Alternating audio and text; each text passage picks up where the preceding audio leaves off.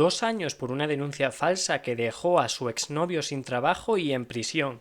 Condenada a 1 año de cárcel por una falsa denuncia de violencia de género. Normalmente, cuando hablamos de denuncias falsas, podemos oír el tópico que dice que si te condenan por el delito de denuncia falsa, la que te puede caer no es nada en comparación, en proporción al daño que sí puedes conseguir hacer. Y este cliché, dicho sea de paso, tiene bastante de verdad. Para los casos más graves de denuncia falsa, la pena a imponer, en principio y en abstracto, es de 6 meses a 2 años de prisión con su consiguiente multa. Entonces, como no es de extrañar, se podría dar el caso en el que, como en los titulares que he expuesto, el denunciado termina en prisión injustamente. En cambio, la persona denunciante, en el mejor de los casos y si hay suerte, terminará condenada a 2 años de prisión. Por cierto, dejo abajo el vídeo en la descripción sobre por qué es tan difícil condenar a alguien por denuncia falsa. Retomando el hilo, y si se condena de aquella manera, porque si la pena que se impone por la comisión de este delito es de 2 años o incluso inferior, lo que nos dice la experiencia es que se suspenderá la condena de esta persona. E insisto, la práctica judicial, la experiencia y lo más probable nos dice que siempre se suspende. La excepción es que no se suspenda la pena de prisión y por tanto se deba cumplir íntegramente la pena. Así que, ¿cuál es el resultado final? Por un lado, una persona en prisión durante un largo tiempo de manera injusta. Por otro lado, una persona en la calle injustamente. Vamos, que la injusticia gana por goleada por 2-0. Vamos con la pregunta interesante. ¿Cómo se deberían penar realmente estos casos? En primer lugar, no se debería condenar por el delito de denuncia falsa, sino por el de falso testimonio, que son distintos. Distintos pero muy iguales. ¿Y por qué debería ser así? Pues por varias razones. La primera es que el delito de denuncia falsa y el de falso testimonio se parecen bastante, casi podríamos decir que son idénticos,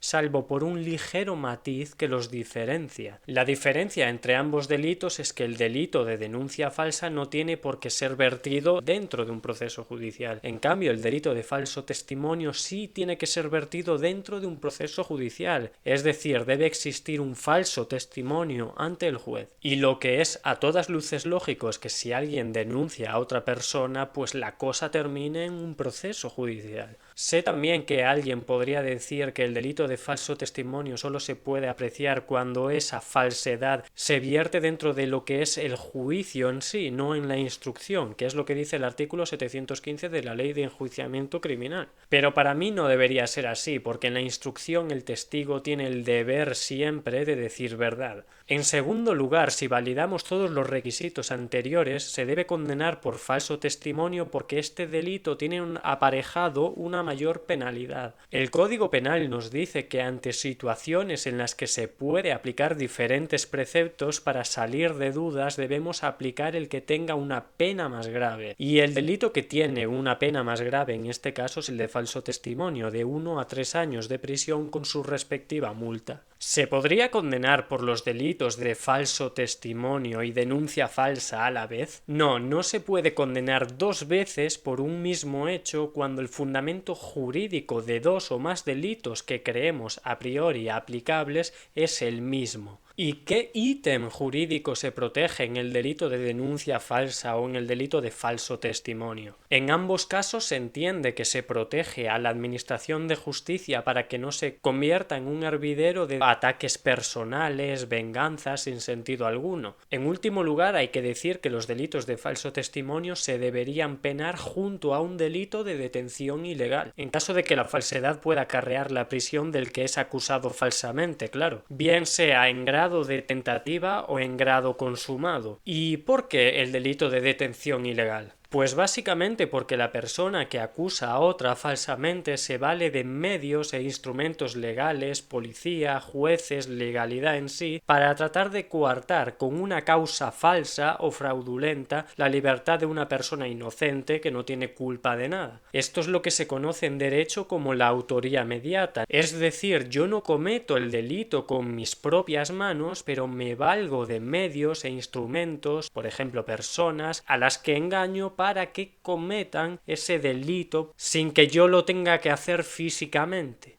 Así que, y vamos ya con la pregunta final, ¿cuál debería ser la pena mínima a imponer en el caso de que una persona acuse falsamente a otra y por culpa de ello se le condene a prisión? Pues la pena a imponer, sin tener en cuenta circunstancias modificativas de la responsabilidad penal como atenuantes genéricas o específicas o agravantes genéricas o específicas, sería de 5 a 8 años. 5 a 8 años de prisión, claro, y con su respectiva multa.